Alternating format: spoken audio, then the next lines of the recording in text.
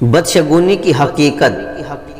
Video شروع کرنے سے پہلے اگر آپ ہمارے چینل پر نئے ہیں تو ہمارے چینل کو سبسکرائب کیجئے اور ہماری لیٹسٹ ویڈیو کے لیے بیل آئیکن پریس کیجئے تاکہ ہماری ہر نئی ویڈیو آپ کو سب سے پہلے مل سکے۔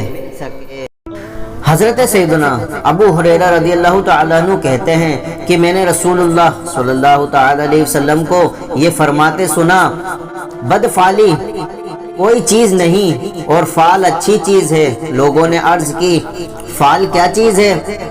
فرمایا اچھا کلمہ جو کسی سے سنے، کہیں جاتے وقت یا کسی کام کا ارادہ کرتے وقت کسی کی زبان سے اگر اچھا کلمہ نکل گیا یہ فعل حسن ہے۔ کسی چیز یا عمل کو دیکھ کر یا کسی آواز کو سن کر اسے اپنے حق میں اچھا یا برا سمجھنا شگون کہلاتا ہے۔ اس کی دو قسمیں ہیں، اچھا شگون یعنی نیک فعل اور بد شگونی۔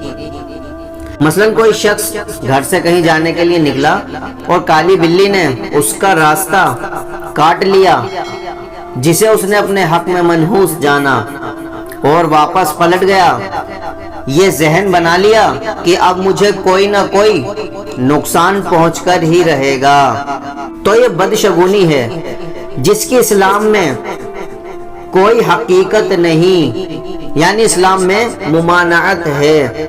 اور اگر گھر سے نکلتے ہی کسی نیک شخص سے ملاقات ہو گئی جسے اس نے اپنے لیے باعث خیر سمجھا تو یہ نیک فعلی کہلاتا ہے اور یہ جائز ہے۔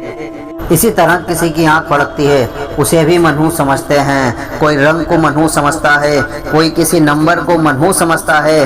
پیارے اسلامی بھائیوں یاد رکھیے اسلام میں ان سب چیزوں کی کوئی حقیقت نہیں، یہ سب غیر مسلموں کے طریقے ہیں۔